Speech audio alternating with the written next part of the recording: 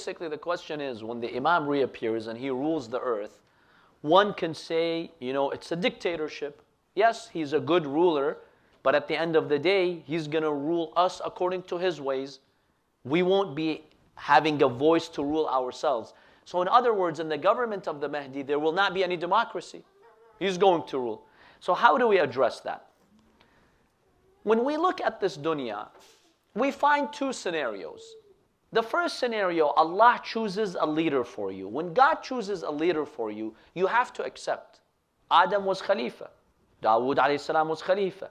When Allah chooses a Khalifa rules on behalf of God.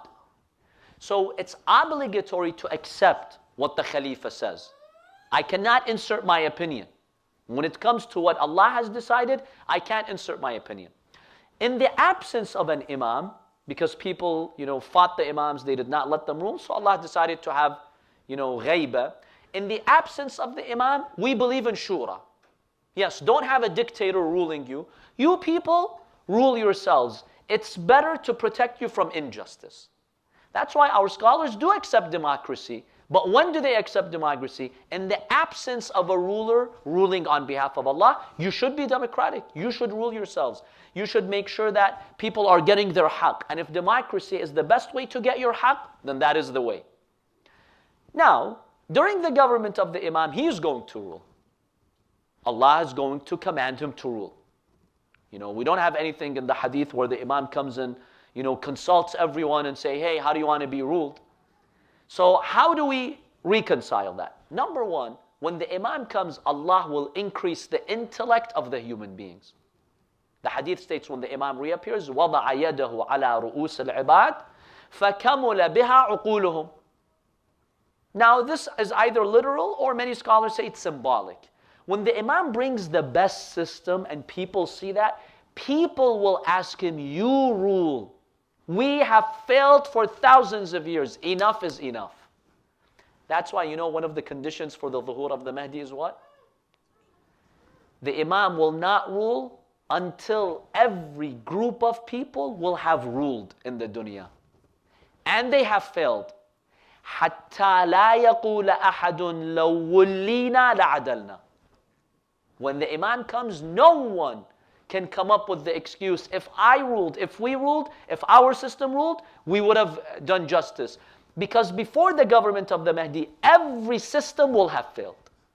Every system. Look at the political systems we've had in history, right?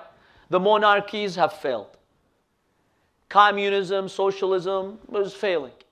Communism failed miserably. People had hopes in it. Democracy, wait a few decades. You think there are no ills in our Western democracy? Right now, there are many problems with this democracy and they're worried about the future. These systems of democracy have goods in them, but they're going down. There are many problems with modern democracy. One is lobbies. Lobbies, true, you don't have one hakim like some rulers who control everything, but you have lobbies controlling the media, controlling the decisions, right? You think here politicians, they can really do what the people want without the lobbies? Forget it. There's no such thing. Lobbies are ruling. Corporations are ruling. That's why they call it corporate America. It's what the corporations want, not what the average Joe wants. Average Joe, miskeen. Who cares about him, average Joe? So the world will prove the failure of all these systems. When the Mahdi comes, everyone will beg him, you rule. We're failures. We human beings cannot figure it out. We need someone on behalf of God to rule us. That's why the hadith states when he rules and they see the justice and the equality, يَرْضَى عَنْهُ أَهْلُ السَّمَاوَاتِ وَأَهْلُ الْأَرْضِ. Everyone will be satisfied with the Mahdi. And remember, Jesus will come. He'll invite Christians to his government as well. So the world will be thirsty for justice. Enough is enough. Enough poverty, enough wars, enough injustice, enough corruption, enough this, what we're seeing today. Today they're adding every decade a layer of confusion. One of the reasons that mental health is suffering today is because of this gender thing. This gender thing, making this gender fluid, it's causing mass confusion amongst the kids. Kids already have so many things to deal with, now they have to choose their pronoun. Now they have to choose their gender.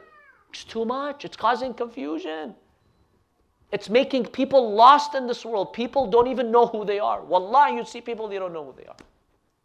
They have mass confusion, and it's affecting their mental health. That's why studies in the US have showed that gender therapy, conversion therapy, makes the people more miserable. They become more, depressed. So the people were like, khalas, we're fed up.